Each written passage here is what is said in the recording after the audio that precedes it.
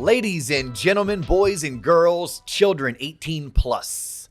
You are tuned in to the Loan Officer Podcast with me, Dustin Owen, and my main man, JC. John Coleman. Dio, what's poppin'? You wearing the Easter springtime Hasn't been washed. Ralph Lauren polo shirt. Has not been ironed or washed since the last time I And wore it's it. December 1, John. Yo. I appreciate this. You know that you live in Florida when you aren't afraid to go against all of those. Fashion faux pas? Yes. I don't pay attention to that. Yes. Shout out to this lighting. Look at the sun coming at the angle. Look, this is good lighting. I like this.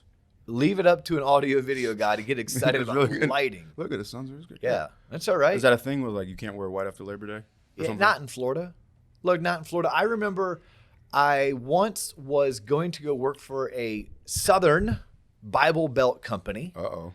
And I'm a Floridian, and I rolled into this dinner, this like pre-hired dinner, and I was wearing this flashy suit. Like I'm a newly graduated from UCF, advertising public relations major. I had this awesome suit, something Let's that go. like Stuart Scott would wear on Sports Center. Van Heusen all day. Yeah, Sorry, I know I had to. it might have been Van Heusen. Back You in never the day, know. back in the You day. never know. My mom likes to shop at Dillard's and Macy's back in the day. A little, not so much JCPenney. Right. We kept it Dillard's and Macy's. Right. But nonetheless, I roll in there and they're like, "You can't wear that," Why not?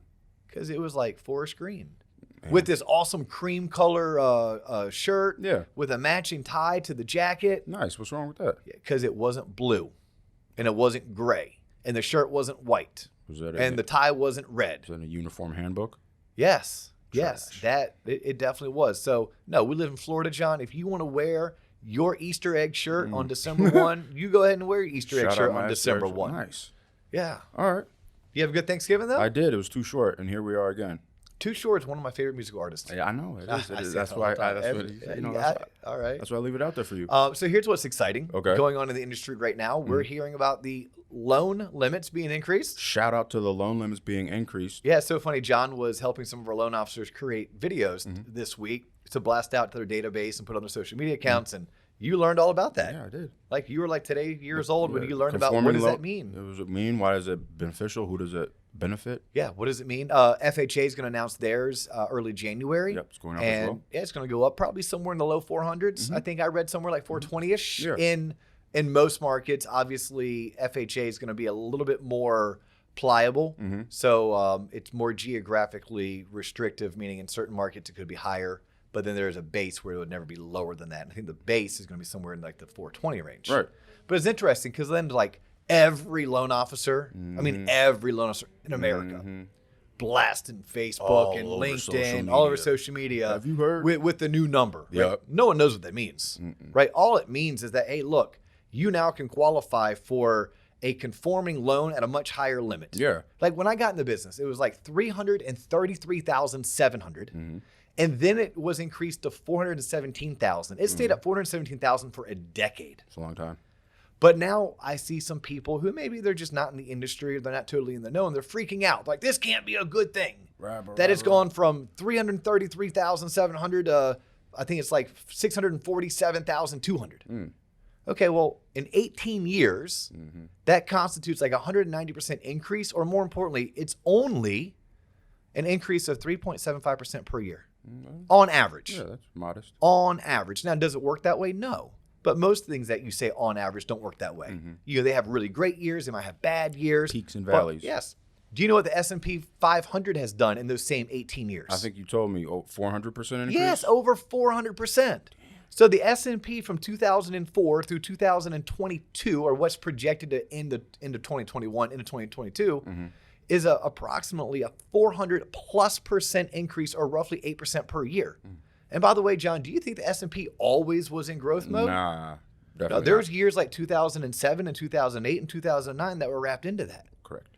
right? So it's a good thing that we are allowing the conforming loan limit to increase, because that affords more people accessibility to credit to purchase real estate. Well said. It affords more people to become wealthy, because home ownership is the number one way to wealth generation. It's the number one way to create generational wealth. I mean, it is. It's proven. I'm sorry that some people may see this as, oh, I'm priced out of the market now. That this is terrible. That I'm like, I don't know what to tell you. Like, is it terrible? I mean, is it terrible that we're affording more people the ability to have access to credit? Is it terrible that home prices are increasing on average by whatever 3-4% per year? That's normal, guys and girls. That's normal. I mean, the only counter to that would be like, but my wages haven't gone up by 3.75% or more per year since 2004. Guess what my answer is on that, John? Maybe it's time to find a new industry that pays more. Yeah, that's on you, homie. That's on you. You sat back and let that happen. Yeah. I mean, there's nothing stopping you from obtaining a new job with a different employer within the same industry or switching industries altogether. I mean, it's especially in a market like right now where it's like, name your price. Yeah. Name your price. Employers are suffering for good workers. You are not wound up today. Get out there and get after it. Yeah, a little bit wound up. That's not even what today's topic is going to be on. I know. Yeah. Get it out, though. This is all part of the process, my friend. Well, let's rock and roll. Okay. Let's tell our audience, who, by the way, hopefully you're tuning in through YouTube. If you haven't found us on YouTube yet, we have a YouTube channel. It's called The Loan Officer Podcast. Go on YouTube, search The Loan Officer Podcast. Subscribe. You can watch all 180 plus of our videos, as well as comment. And those comments are very interactive. Myself and John try to do our best at reading the comments and replying when and where necessary. Yep. If you're not into watching podcasts, because, hey, the podcast format was originally to be audio only. Cool. We are on Spotify. We are on Apple Podcasts. We are on Google Play, Stitcher, or anywhere else you can find podcast at The Loan Officer Podcast. Like us, share us, give us a 5-star review. We greatly appreciate it. And if you're into social media, like obviously I was, because I was reading all of these things on social media. Yeah. LinkedIn, TikTok, Instagram, and Facebook at The Loan Officer Podcast. I am Dustin Owen on LinkedIn. It's a great way to connect with me. He is John Coleman. You must Google him to find his contact information.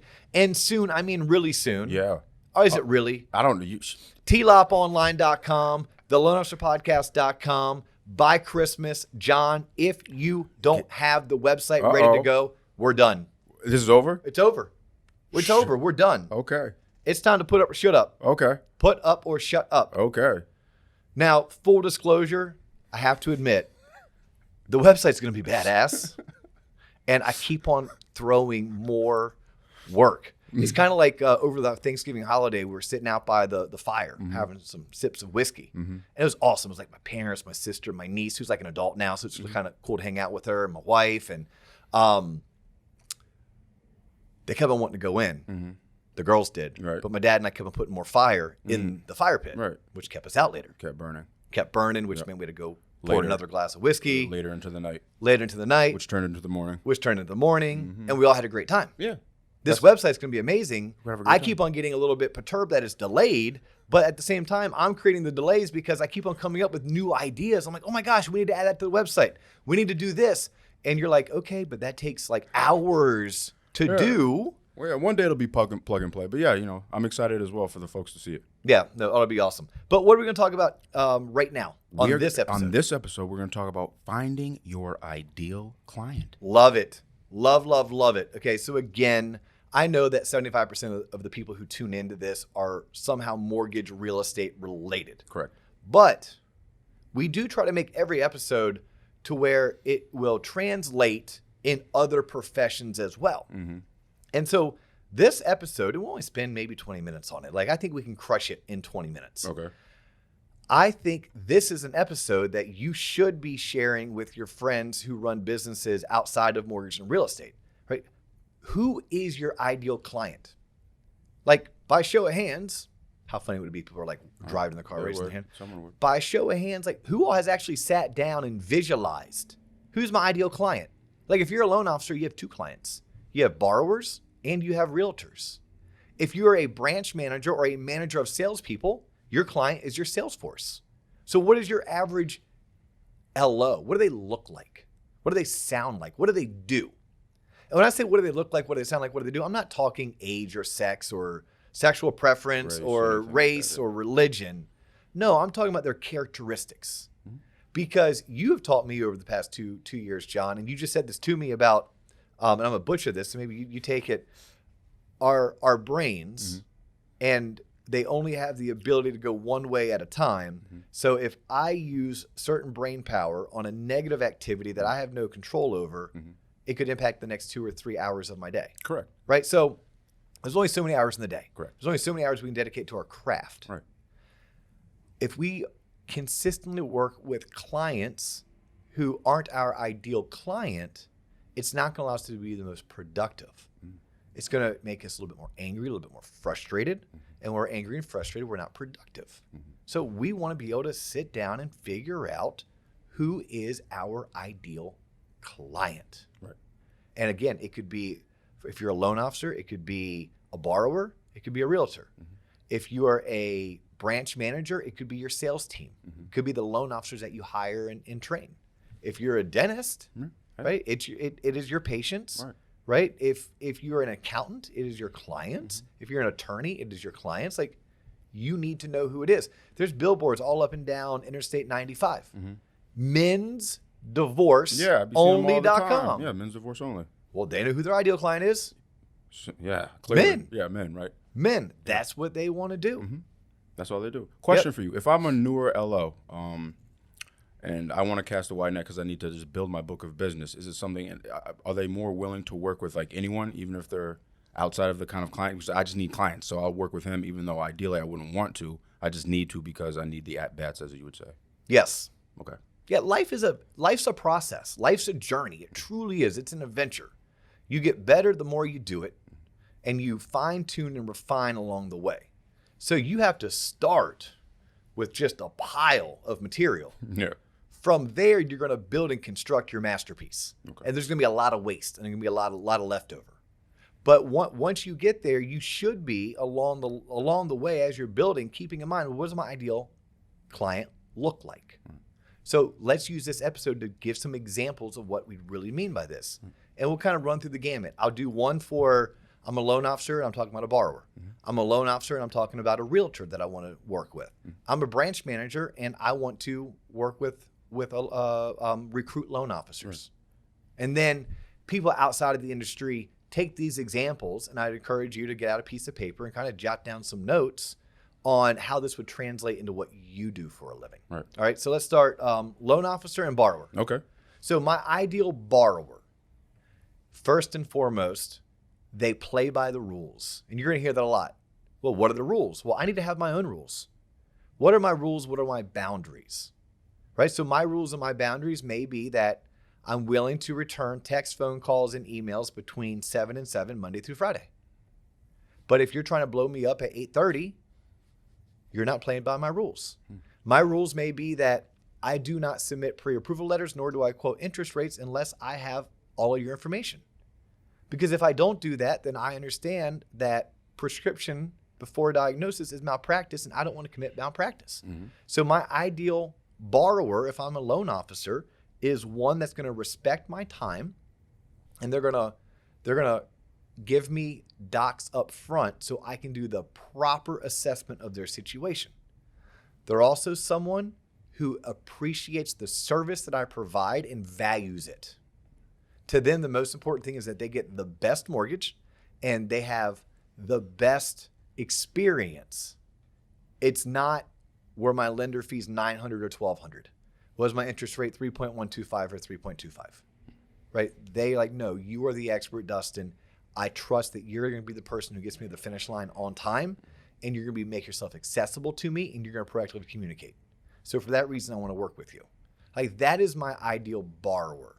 Now, yes, does my ideal borrower also qualify? Of course, they also qualify. But I don't care if they have a 620 credit score or an 820 credit score. Right? I don't care if their loan size is 150 or 1.5 million. Really?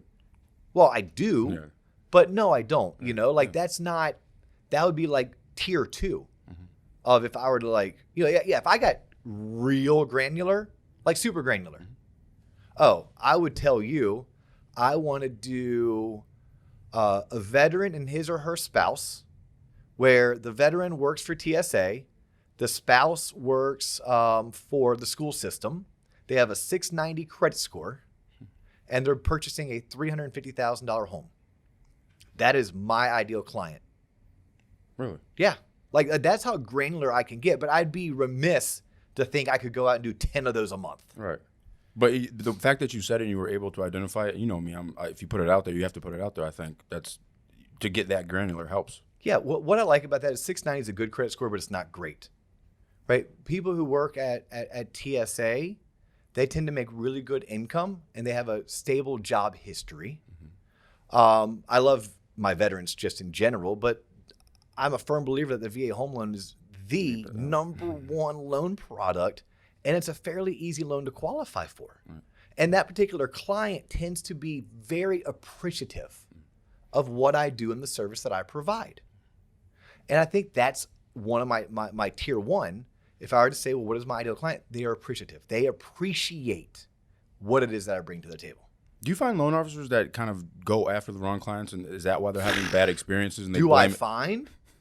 I don't have to look, John. They're all over the place. Really? So they almost like they do it to themselves, almost like, oh, I hate this. Like, well, look who you're working with. Well, it's like, oh, well, you know, blah blah blah. Yeah. Interesting. Yeah. Have you ever met that guy or girl usually, but guy too? That's like, oh, drama just follows me. And it's like, actually, I'm like, you're the starter of it. Correct. Yeah. Maybe you are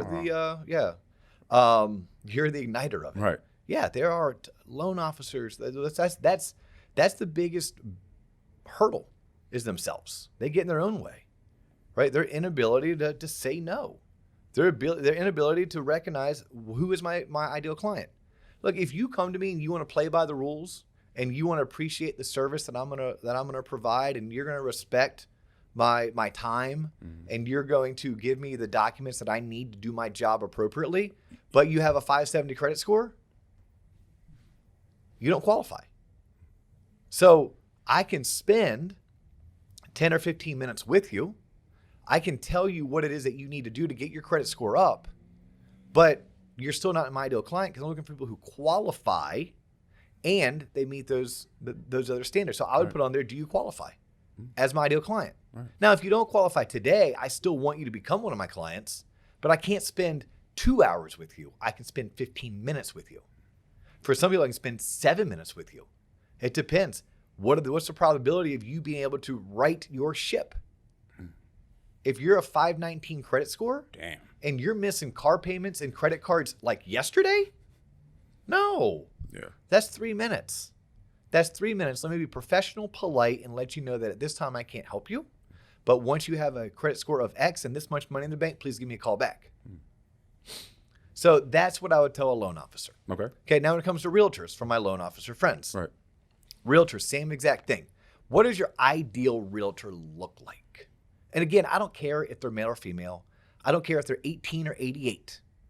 Right? I'm looking for a realtor who first and foremost is in growth mode. I want a realtor in growth mode because I'm in growth mode. Right? If I'm listening to a podcast like this, it's because I'm in growth mode. Right? It's because I want to become better than I was yesterday. It's because good enough never is. And I only want to work with people who are like that. Are they in growth mode? And then do they have legitimate business that they could refer me? Right? Because you will find select realtors who are not in growth mode, but they do have legitimate business to refer you. At which point, maybe I need to say it's okay that they're not in growth mode because they have legitimate business to work with me. But I need to also understand that eventually someone who's not in growth mode will watch their business spiral to where it's down to nil or next to nothing. And maybe that's done by design because maybe that person's been in real estate for 35 years and they're trying to get out.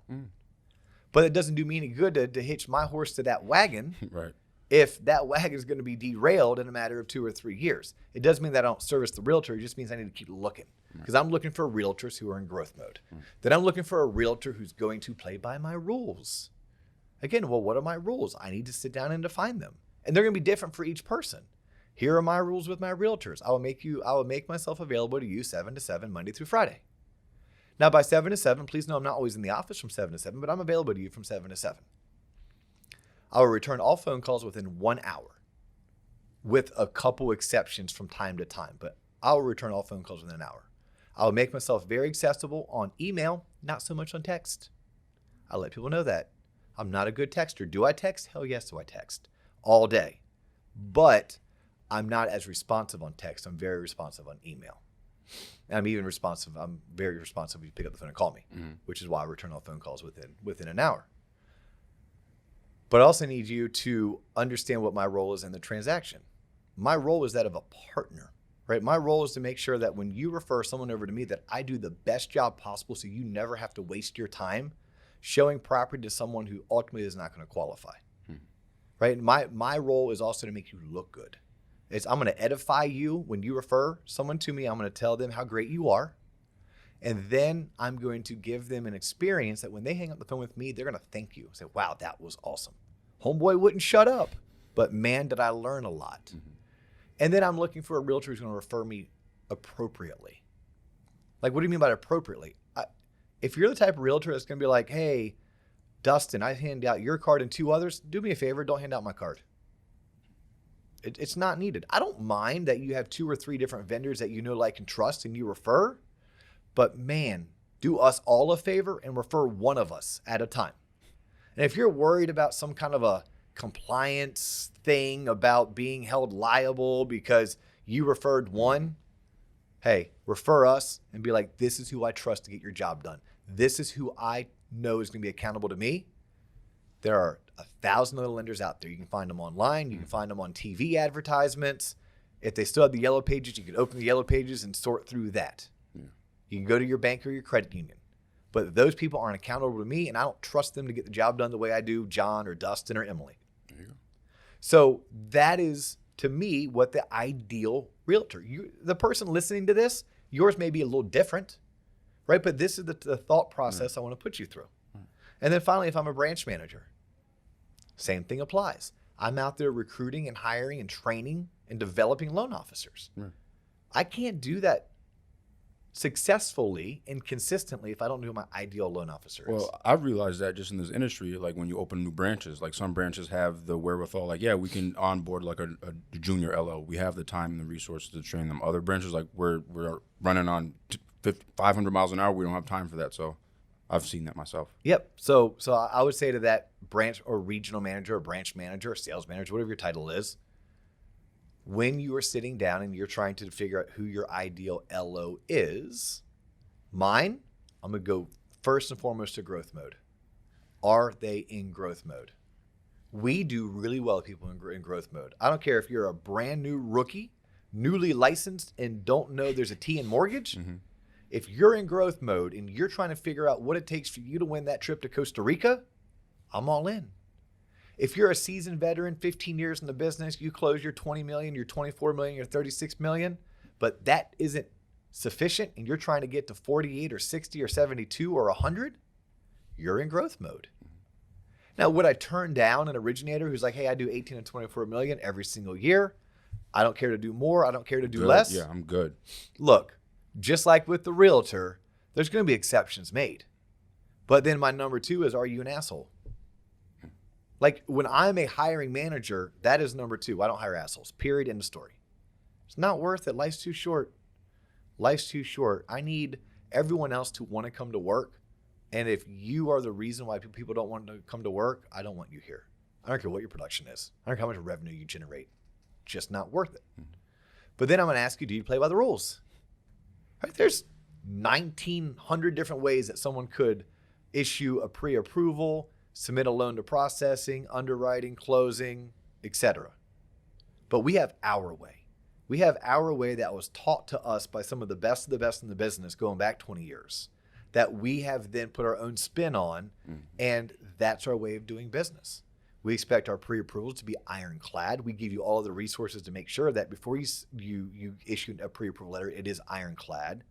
We don't have any tolerance for customer service issues. We don't have any tolerance for realtors, selling agents to call our office because they can't get a hold of you, right? Because the transaction's going sideways, right? And we also look for people that I can describe. They're purchase focused and they appreciate database management and they see the benefits of database management.